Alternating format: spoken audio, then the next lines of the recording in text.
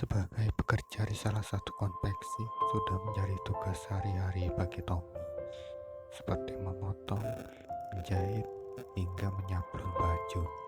Tak jarang, Tommy juga sering pulang malam, apalagi jika pesanannya banyak. Seperti di hari itu, Tommy juga pulang malam karena pesanannya sedang banyak. Ketika ia pulang saat itu, sedang turun hujan sehingga harus mencari tempat berteduh, dan kebetulan di situ ada sebuah rumah tua yang menurut warga sekitar rumah tersebut angker. Namun Tommy mencoba untuk mengusir rasa takutnya dengan tetap berteduh di rumah tersebut daripada ia harus pulang dengan basah kuyup. Tentu saja akan membuatnya sakit. Tommy tersentak kaget ketika ia menoleh. Di sampingnya sudah berdiri seorang pria kira-kira berusia 40-an tahun. Ya, ada apa, Pak? Tommy menjawab pertanyaannya. Saya Basori, penjaga rumah tua ini. Bolehkah saya ikut menumpang, Mas? Bekal saya ketinggalan. Tommy mengiyakan. Ketika hujan sudah reda, Tommy lalu memboncengnya. Dan Tommy kemudian merasakan berat ketika ia membonceng Basori. Padahal ia hanya membonceng satu orang saja, namun ia seperti membonceng beberapa orang.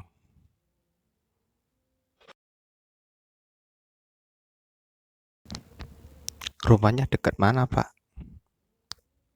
Tommy mencoba bertanya ketika sedang berada di jalan. Maju lagi, Mas. Basori menjawab pertanyaan dari Tommy. Stop di sini, Mas. Basori kemudian menunjuk di sebuah hutan yang terdiri dari beberapa pohon. Dia menunjukkan kalau rumahnya di belakang pohon tersebut. Terima kasih ya, Mas. Ini senter saya buat Mas saja sebagai kenang-kenangan. Tommy ikut memperhatikan langkah Basori menuju hutan tersebut. Tommy tidak melihat ada rumah di balik hutan tersebut. Lalu Basori kembali menoleh ke arah Tommy. Dan seketika Basori berubah menjadi sosok tinggi besar dan berbulu hitam serta mempunyai gigi taring dan kuku panjang. Tentu saja hal itu membuat Tommy ketakutan sehingga ia berteriak dan kemudian langsung mengayuh kencang sepedanya,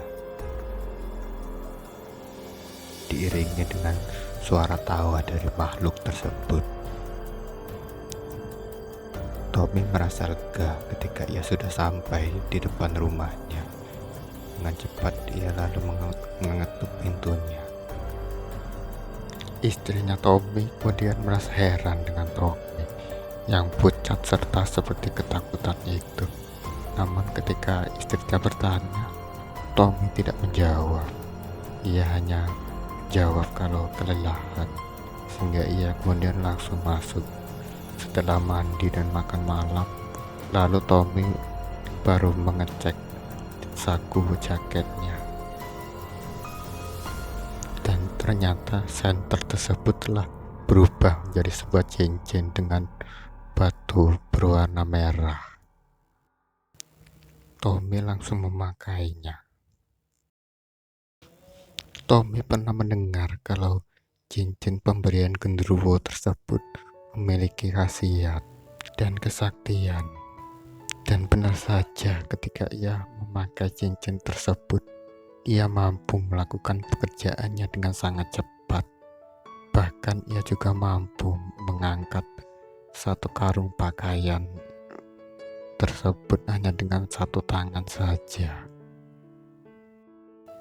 Dan juga pada saat makan siang, anak dari pemilik kantin yang biasanya sangat cuek, namun hari itu sangat ramah terhadapnya. Bahkan ia menyuruh main ke rumahnya. Tapi Tommy masih ingat dengan istrinya di rumah. Apalagi semenjak ia pulang malam, ia sudah jarang menjumpai istrinya. Dan ia pun berharap agar sore ini dia bisa pulang cepat sehingga ia bisa menjumpai istrinya. Dan akhirnya Tommy bisa pulang cepat. Sebelum jam 5 Tommy benar sudah pulang.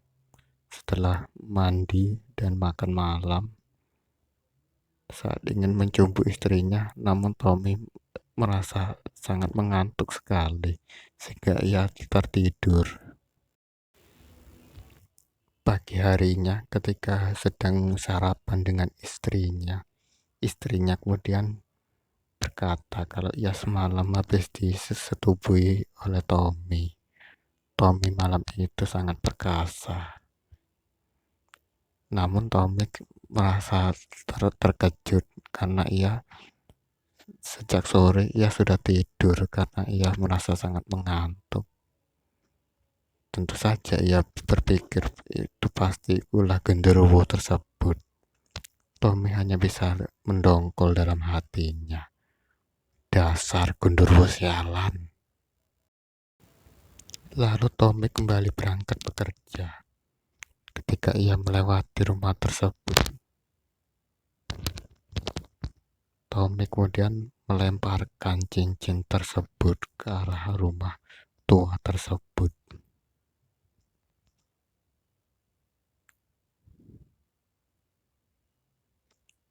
Dan cincin tersebut kemudian menghilang.